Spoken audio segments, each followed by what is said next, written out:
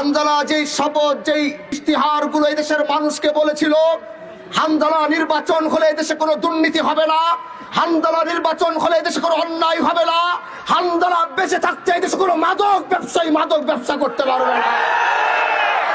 হানজালা যে ওয়াদাগুলো দিয়েছিল, হানজালার এই ওয়াদাগুলো রাখতে কাউকে জমা খরচ দেওয়ার প্রয়োজন হবে না। এজন্য হানজালা যে ইশতিহারে যে কথাগুলো বলেছে, সেই কথাগুলো জীবন দিয়ে হলো রক্ষা করার চেষ্টা করবে। এজন্য প্রিয় ভাইরা আমার এই সফরে আপনারা অনেক মেহনত করেছেন, কষ্ট করেছেন।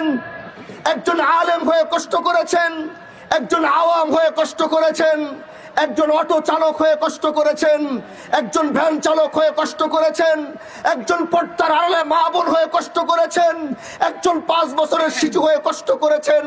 ইনশাআল্লাহ এই কষ্ট কোনোদিন হানজালা বৃথা যেতে দিবে না। এই কাঁঠালবাড়ি হচ্ছে পুরা আমাদের শিবচর থানার একটা ইউনিয়ন, হচ্ছে এই কাঁঠালবাড়ি, যে ইউনিয়নের প্রত্যেকটা কেন্দ্রে রিক্সা প্রতীক বিজয় হয়েছে। এজন্য প্রিয় ভাইরা আমার, এই কাঁঠালবাড়িকে হানজালা কোনোদিন ভুলবে না। এজন্য এই কাঁঠালবাড়ি আমার মনে থাকবে যে এখান থেকে আমি সর্বোচ্চ বেশি ভোট পেয়েছি।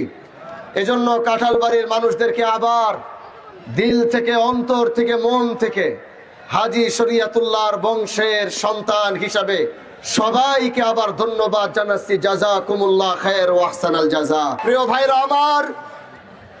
ভাইরা আমার, সবচেয়ে বেশি এই লম্বা সফরে আমার পাশে বসা আমার প্রিয় ভাই, আমার রক্তের আপন বড় ভাই হাফেজ মাওলানা তোহা, সে আমাকে এই সফরে আমার পাশে থেকে সব সময় সহযোগিতা করেছে। এজন্য আমি হানজালা কতদিন বাঁচবো জানি না, কতদিন এই দেশে জীবিত থাকবো জানি না। যে ইনসাফের লড়াইয়ে শপথনামা পাঠ করেছি, এই শপথনামা পাঠ করার পরে কতদিন হানজালারা জীবিত থাকবে জানি না, কিন্তু এতটুক বলে যেতে পারি, আমাদের মতো হানজালারা যদি জীবিত নাও থাকে, আবার এই বংশের সন্তান দাঁড়িয়ে ইনসাফের পক্ষে কথা বলবে। এজন্য প্রিয় ভাইরা আমার, এই আধিপত্যের রাজনীতি আমরা ভেঙ্গে যেই নতুনত্বের রাজনীতির ধারা শুরু করেছি, আপনারা সেই ধারাকে অব্যাহত রাখবেন তো? আওয়াজ করে বলেন, সেই ধারাকে অব্যাহত রাখবেন তো ইনশাআল্লাহ?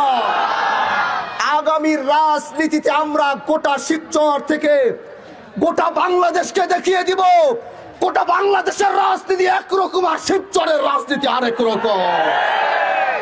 আমরা শিবচরকে গোটা দেশের সামনে পরিচিত করিয়েছি, এখন কাজ থাকবে এই শিবচরকে গোটা পৃথিবীর সামনে পরিচয় করানো। এজন্য আপনারা পাশে থাকবেন তো ভাই আমার? এই লড়াই আমার একার পক্ষে করা সম্ভব না। আমাদের নেতৃবৃন্দ যারা উপস্থিত হয়েছেন, জামাত ইসলাম, বাংলাদেশ খেলাফত মজলিস সহ এই এলাকার কিছু কিছু বাচ্চারা প্রথম এই বিশেষ করে এই কাঁঠালবাড়িতে মৌলানা আমাদের মইনুল করিম ভাইয়ের সাথে কিছু ছেলেরা, যুবক বাচ্চারা, তারা এক সফর শুরু করেছিল।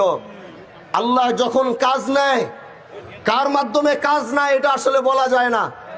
এই ছোট্ট ছোট্ট বাচ্চাগুলা একসাথে হয়ে তারা যে কিভাবে এলাকার ভিতরে কাজ শুরু করেছিল, তাদের কাজের অগ্রগতি দেখে এই দেশের অনেক মানুষ তখন আমাদের উপরে ঝাঁপিয়ে পড়েছিল।